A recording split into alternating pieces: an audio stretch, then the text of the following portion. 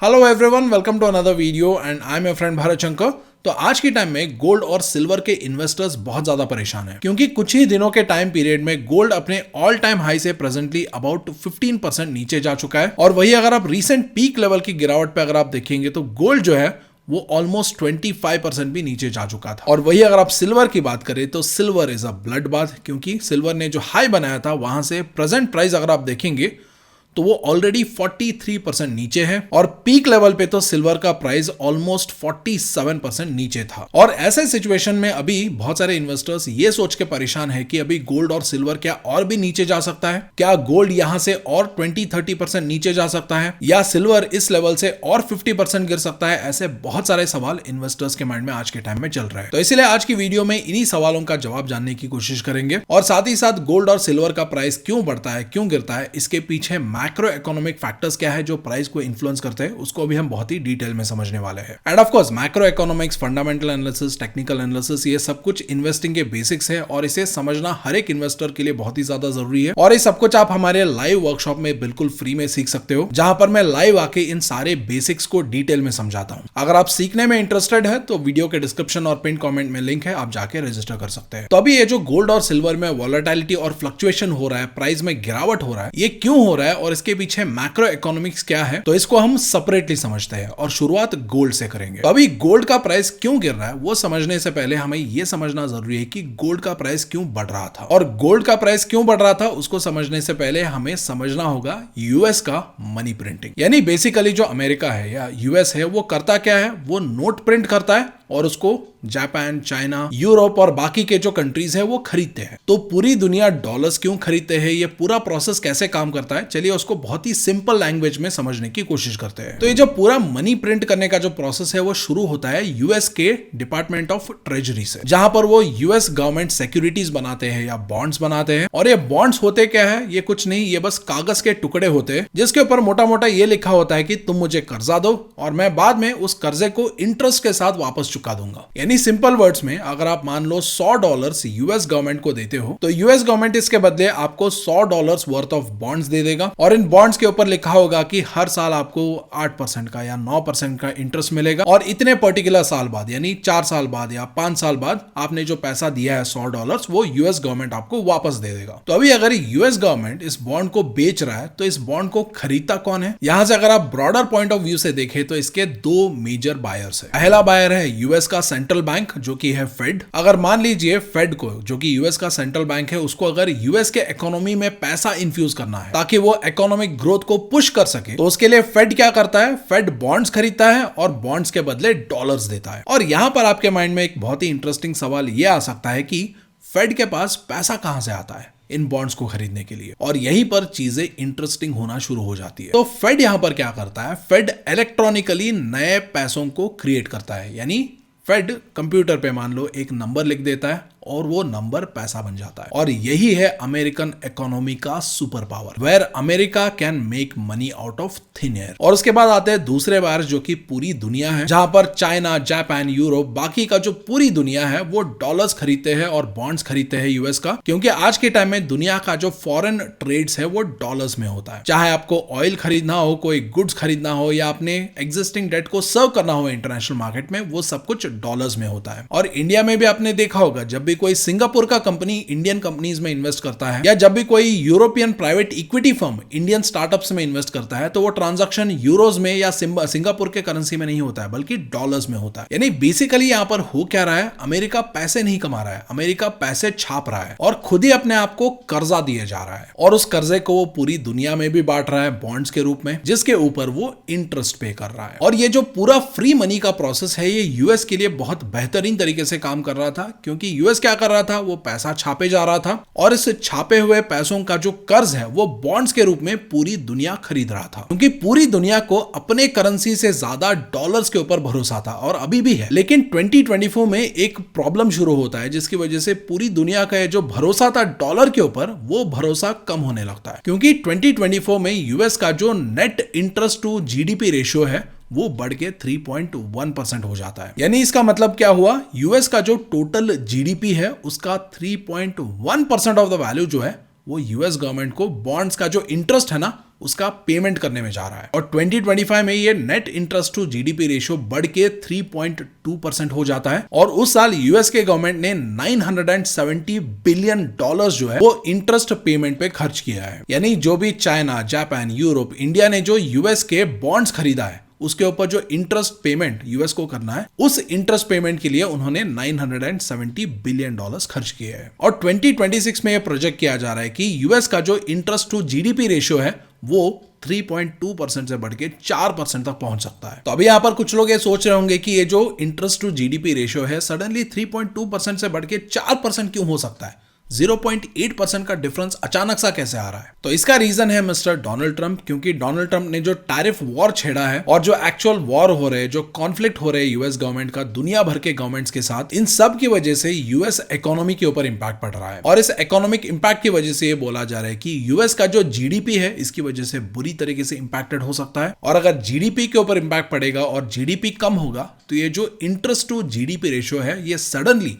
3.2% से शूट होके 4% तक जा सकता है। और अगर इंटरेस्ट टू जीडीपी रेशियो बढ़ेगा तो इसका मतलब क्या होगा, जो एग्जिस्टिंग डेट है इसके ऊपर यूएस को जो इंटरेस्ट पे करना है, उस इंटरेस्ट को पे करने के लिए यूएस को और भी ज्यादा पैसे छापने पड़ेंगे। और ये जो काम है यूएस सालों से करता आ रहा है, पहले के डेट को, पहले के इंटरेस्ट पेमेंट को चुकाने के लिए और भी ज्यादा नोट प्रिंट करना, ये पहले से कर रहा है। लेकिन अभी एक लिमिट रीच हो चुका है, या मान लो एक थ्रेशोल्ड रीच हो चुका है, इसके आगे जाना थोड़ा मुश्किल है। इसकी वजह से अभी पूरी दुनिया जो है वो काइंड ऑफ पैनिक में है, क्योंकि बहुत सारे देशों ने जो यूएस ट्रेजरी बॉन्ड्स है उसको एक्यूमुलेट करके रखा है। उनकी चिंता ये है कि यूएस ने जो हमें डेट दिया है, हमने बॉन्ड्स जो खरीदा है, उस डेट को सच में यूएस चुका पाएगा या नहीं चुका पाएगा, और जो इंटरेस्ट पेमेंट यूएस को करना है क्या वो इंटरेस्ट पेमेंट भी कर पाएगा या नहीं कर पाएगा। और इसी रीजन की वजह से दुनिया भर के जो सेंट्रल बैंक्स है जिनके पास यूएस के ट्रेजरी बॉन्ड्स थे, यूएस के डॉलर्स थे, उसको उन्होंने बेचना स्टार्ट किया। और यूएस के डॉलर को बेच के उन्होंने खरीदा क्या, उन्होंने खरीदा गोल्ड को। और यहीं से गोल्ड का सुपर रैली शुरू होता है, क्योंकि दुनिया में जब भी टर्मोइल आता है, जब भी दुनिया में पैनिक फैलता है, तो पैसा ऑटोमेटिकली गोल्ड की तरफ जाता है, क्योंकि वेल्थ प्रिजर्व करने का सबसे बड़ा भरोसा जो है वो गोल्ड के पास है। क्योंकि गोल्ड जो है वो दुनिया का सबसे पुराना वेल्थ प्रिजर्विंग एसेट है, क्योंकि आज से 2000 साल पहले या 5000 साल पहले भी गोल्ड में वेल्थ एक्यूमुलेट किया जाता था, और आज भी गोल्ड में वेल्थ एक्यूमुलेट किया जाता है। जिसकी वजह से जब भी दुनिया में पैनिक फैलता है, जब भी दुनिया में टर्मोइल आता है, तब मनी जो है, पैसा जो है वो गोल्ड की तरफ फ्लो होता है। और इसीलिए जब यूएस डेट का जो पैनिक है, जब वो दुनिया में फैलने लगा और लोगों का भरोसा डॉलर पे कम होने लगा, तो सेंट्रल बैंक्स ने क्या किया, या दुनिया भर के सेंट्रल बैंक्स ने क्या किया, उन्होंने डॉलर बेचा और गोल्ड खरीदा। और इसी रीजन की वजह से गोल्ड में एक अंधाधुन रैली शुरू हुआ था। तो अभी ये सुनने के बाद आपके माइंड में एक ऑब्वियस सा सवाल ये आएगा कि यूएस का डेट का प्रॉब्लम अभी भी है, टैरिफ का प्रॉब्लम अभी भी है, या जो भी प्रॉब्लम आपने बताया जिसकी वजह से दुनिया भर के सेंट्रल बैंक्स डॉलर बेच के गोल्ड खरीद रहे, वो प्रॉब्लम अभी भी है। तो ये प्रॉब्लम होने के बाद भी रिसेंट टाइम में गोल्ड का प्राइस क्यों गिर रहा है? तो इस सवाल का जवाब दो रीजंस में बटा हुआ है। तो पहला रीजन ये है कि भले ही यूएस का डेट कम नहीं हुआ हो, या यूएस के जो इंटरेस्ट पेमेंट कमिटमेंट है वो कम नहीं हुआ हो, लेकिन यूएस ने अपना डेट पे करने का कैपेसिटी और इंटरेस्ट पे करने का कैपेसिटी बढ़ा दिया है। तो ये यूएस ने कैसे किया? बहुत ही सिंपल सी बात है। यूएस ने अपने डिफेंस स्पेंडिंग कट किया, अनवांटेड खर्चे कट किए, अपने इकोनॉमी और जीडीपी ग्रोथ के ऊपर फोकस किया, जिसकी वजह से अभी गवर्नमेंट के पास ज्यादा पैसे आ रहे हैं और ज्यादा पैसे बच रहे हैं, जिसकी वजह से उनका डेट सर्विंग कैपेसिटी और इंटरेस्ट पेइंग कैपेसिटी बढ़ गया है। अगर आप सोच रहे हो कि ये सच्चाई है, तो ये सच्चाई बिल्कुल नहीं है। यूएस ने सच्चाई और अच्छाई का रास्ता नहीं चुना, बल्कि उन्होंने चुना शॉर्टकट या गलत रास्ता। जहां पर यूएस ने एक ऐसे देश को आइडेंटिफाई किया जिसके पास भर भर के नेचुरल रिसोर्सेस है, और उस देश का जो गवर्नमेंट है वो थोड़ा बहुत अनस्टेबल है, और उसके बाद उस देश में कुछ प्रोटेस्ट करवाए, कुछ दंगे करवाए और कुछ एलिगेशंस लगाए, जैसे कि आपके कंट्री से हमारे कंट्री में ड्रग्स आता है, क्रिमिनल्स आते हैं, अगर आप इसको नहीं रोकोगे ना तो हम आपके ऊपर हमला करेंगे और हम खुद इसको रोकेंगे। तो ये बहाना करके यूएस क्या करता है, यूएस एक देश के ऊपर अटैक करता है जिसका नाम है वेनेजुएला। और आज के टाइम में वेनेजुएला का जो नेचुरल रिसोर्सेस है उसका टोटल एस्टिमेटेड वैल्यू बताया जाता है in between $14.3 trillion to $17 trillion. और यूएस का टोटल डेट कितना है?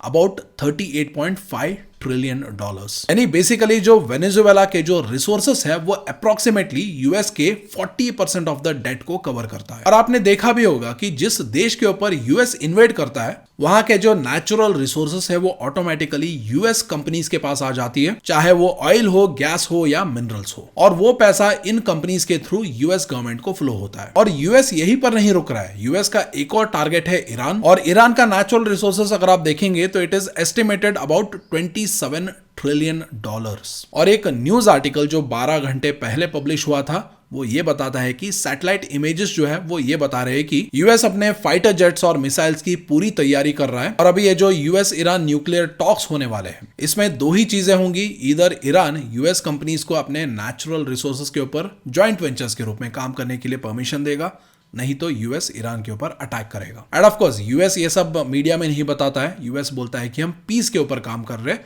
और हम पीस के लिए ईरान के ऊपर लड़ाई कर रहे हैं। और ये जो ईरान के साथ हम सिचुएशन देख रहे हैं ये कोई नया सिचुएशन नहीं है, एग्जैक्टली यही सिचुएशन सद्दाम हुसैन ने इराक में फेस किया था। और सद्दाम हुसैन ने अमेरिकन कंपनीज को अलाउ नहीं किया, जिसकी वजह से क्या हुआ, अमेरिका ने केमिकल वेपन्स का बहाना बना के इराक के ऊपर अटैक कर दिया। और उस टाइम प्रेसिडेंट थे जॉर्ज बुश, और ये बात बहुत ही कम लोग जानते होंगे कि उस टाइम वाइस प्रेसिडेंट थे डिक चेनी। और ये बोला जाता है कि इराक के ऊपर अटैक होने से पहले ही डिक चेनी ने इराक के जो पूरे ऑयल रिजर्व्स है उसको अमेरिकन कंपनीज में वर्चुअली बांट दिया था ऑलरेडी। यानी वॉर होने से पहले ही डिक चेनी ने अमेरिकन ऑयल कंपनीज को ये बता दिया था कि ये ऑयल रिजर्व आपका होगा, ये आपका होगा और ये आपका होगा। एंड ऑफ कोर्स अगर आप पढ़ने के शौकीन हैं तो इसके ऊपर ऑलरेडी बहुत सारे बुक्स हैं, आप बुक्स पढ़ सकते हैं। अगर आपको पढ़ना पसंद नहीं है तो आप एक मूवी देख सकते हैं जिसका नाम है वाइस। और इस मूवी के डायरेक्टर वही डायरेक्टर है जिन्होंने द बिग शॉट को भी डायरेक्ट किया था जो 2008 के क्राइसिस के ऊपर बना था। अगर आप चाहे तो ये मूवी जाके देख सकते हैं। तो ये पहला रीजन है गोल्ड थोड़ा बहुत स्ट्रांग होने का, जिसकी वजह से दुनिया भर के जो सेंट्रल बैंक्स हैं उनका भरोसा फिर से डॉलर पे आ रहा है, क्योंकि डॉलर का या यूएस का अभी ये जो डेट सर्विंग कैपेसिटी है, इंटरेस्ट पे करने का जो कैपेसिटी है वो बढ़ रहा है। और उसके बाद गोल्ड गिरने का दूसरा रीजन है फेड के नए चीफ का अनाउंसमेंट, क्योंकि रिसेंटली डोनाल्ड ट्रंप ने केविन वॉर्श को नए फेड चेयर के रूप में नॉमिनेट किया है। तो ये केविन वॉर्श है कौन, तो ये एक अमेरिका के फॉर्मर बैंकर थे और फॉर्मर फेडरल रिजर्व गवर्नर भी थे, और इन्होंने एज ए इकोनॉमिक एडवाइजर सर्व भी किया है under president George Bush and also under president Trump. और केविन वॉर्श को ज्यादा इंडिपेंडेंट माना जाता है और वो इन्फ्लेशन हॉक होने का रेपुटेशन लाते हैं। और यहाँ पर कुछ लोग पूछ सकते हैं कि सर ये इन्फ्लेशन हॉक क्या है। अगर कोई यूएस का federal reserve governor inflation control करने के फेवर में है तो उसे बोला जाता है इन्फ्लेशन हॉक, क्योंकि इन्फ्लेशन कम करने के फेवर में अगर कोई गवर्नर होगा तो उन्हें सबसे पहले क्या करना होगा, इंटरेस्ट रेट को ज्यादा करना होगा, क्योंकि ऑलरेडी आपको पता होगा जब भी इंटरेस्ट रेट कम होता है तो इकोनॉमी में ज्यादा पैसा आता है, इकोनॉमी में ग्रोथ आता है, जिसकी वजह से इन्फ्लेशन या महंगाई बढ़ता है। And on the other side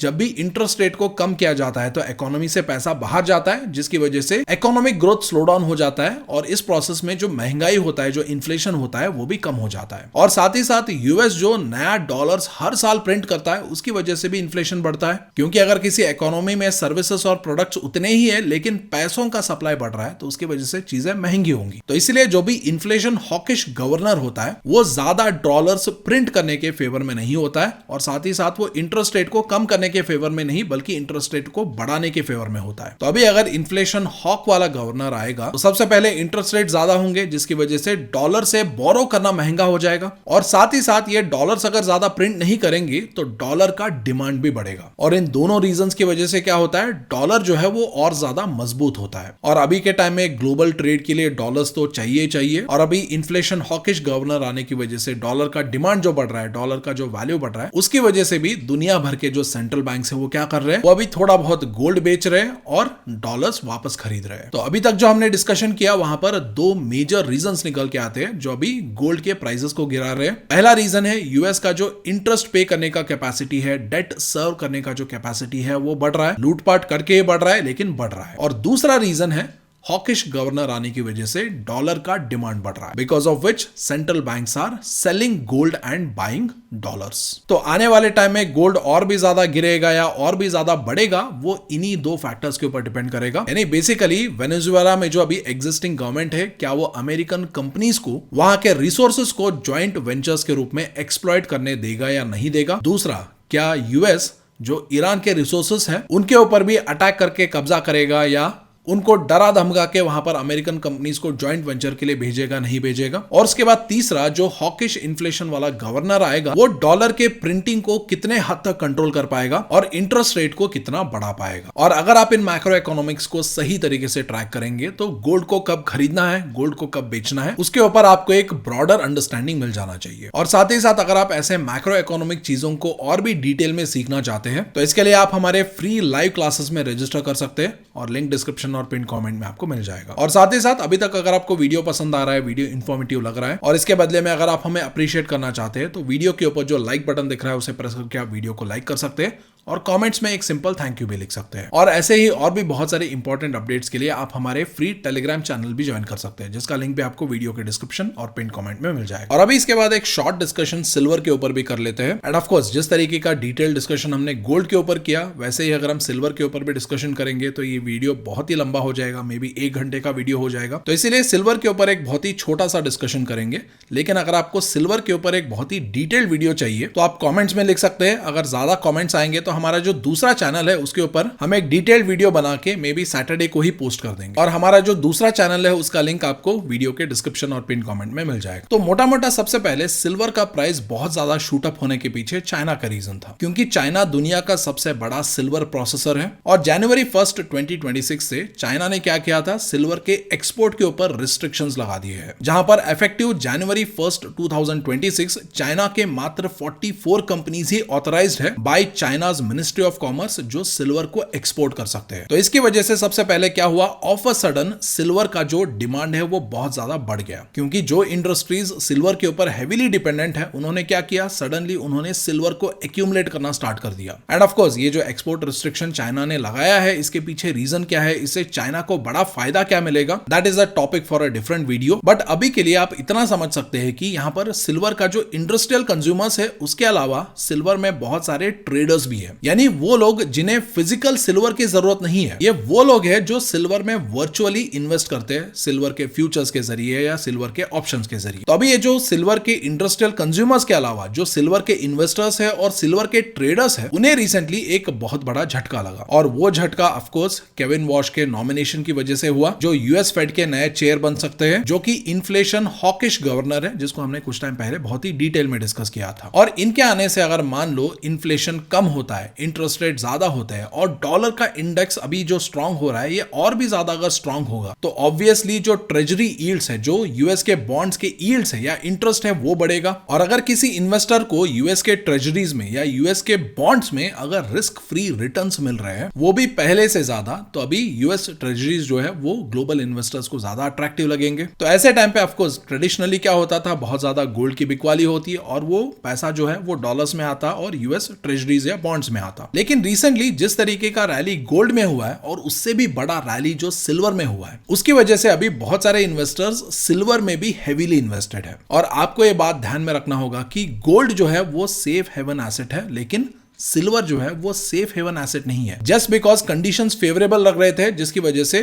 silver को भी फॉर टाइम बीइंग मार्केट ने सेफ हेवन एसेट माना था। तो अभी अगर ट्रेजरी यील्ड्स बढ़ रहे हैं तो सबसे पहले इन्वेस्टर्स ट्रेजरीज को खरीदने के लिए गोल्ड नहीं बेचेंगे, सिल्वर पहले बेचेंगे और उसके बाद गोल्ड बेचेंगे। और इसीलिए आपने देखा होगा कि जिस तरीके का बड़े गिरावट सिल्वर में हुआ, उस तरीके का बड़े गिरावट अभी गोल्ड में नहीं हुआ है। और उसके बाद दूसरा फैक्टर ये है कि बहुत सारे जो एक्सचेंजेस है उन्होंने गोल्ड और सिल्वर में जो वॉलेटिलिटी है उसको देख के एक बहुत बड़ा कदम लिया है। उन्होंने क्या कर दिया, जो सिल्वर खरीदने के लिए मार्जिन चाहिए थे उसको बढ़ा दिया। बहुत सारे एक्सचेंजेस इंक्लूडिंग सीएमई ग्रुप और एमसीएक्स जो है, उन्होंने सिल्वर को खरीदने के लिए, सिल्वर के फ्यूचर्स को खरीदने के लिए जो मार्जिन चाहिए थे उसको बढ़ा दिया है ऑलमोस्ट बाय 10 to 15%। और इस रीजन की वजह से क्या हुआ, जो ट्रेडर्स हाई लेवरेज लेके सिल्वर में जिन्होंने इन्वेस्ट किया था उनको अपना पोजीशन जो है उसको फोर्सफुली काटना पड़ा and this created a forced selling in silver. और ऑफ अ सडन इतना ज्यादा बिकवाले आने की वजह से भी सिल्वर का प्राइस जो है वो मल्टीपल टाइम्स रीसेंट टाइम में क्रैश हुआ है। और उसके बाद एक और झटका सिल्वर का जो फ्यूचर प्रोस्पेक्ट है उसको भी देख के आया, जहां पर पहले सिल्वर का जो इंडस्ट्रियल डिमांड है उसको स्ट्रॉन्ग माना जा रहा था, वो धीरे धीरे वीक होने लगा। क्योंकि अगर आप देखेंगे तो इंडस्ट्रीज में सिल्वर को सबसे ज्यादा सोलर मैन्युफैक्चरर्स और इलेक्ट्रॉनिक्स मैन्युफैक्चरर्स कंज्यूम करते हैं। और अगर आप सोलर सेल्स की अगर आप बात कर ले तो उसका जो टोटल मैन्युफैक्चरिंग कॉस्ट है उसमें से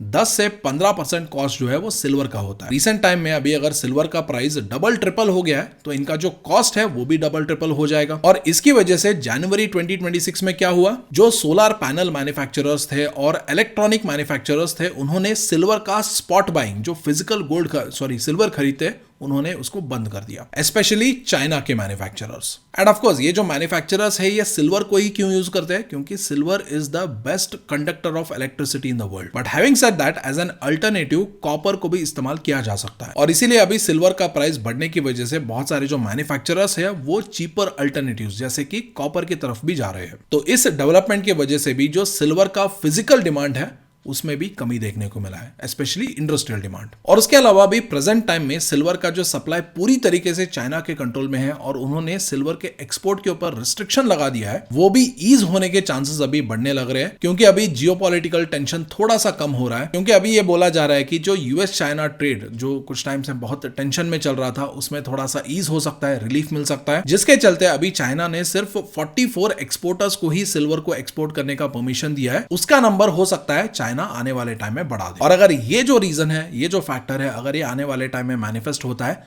तो मे बी हो सकता है, ये पॉसिबल भी हो सकता है कि सिल्वर जो है वो यहां से और भी 50% क्रैश हो जाए। एंड ऑफ कोर्स अभी ये जो सिल्वर का डिस्कशन हमने किया, ये एक बहुत ही सरफेस लेवल डिस्कशन है, लेकिन अगर आपको एक डिटेल वीडियो चाहिए तो कमेंट्स में बताइए। ज्यादा कमेंट्स आएंगे तो दूसरे चैनल पे ये जो सिल्वर का वीडियो है वो अपलोड हो जाएगा, और हमारा जो दूसरा चैनल है उसका लिंक आपको वीडियो के डिस्क्रिप्शन और पिन कमेंट में मिल जाएगा। So thank you so much for watching, I will see you in the next video.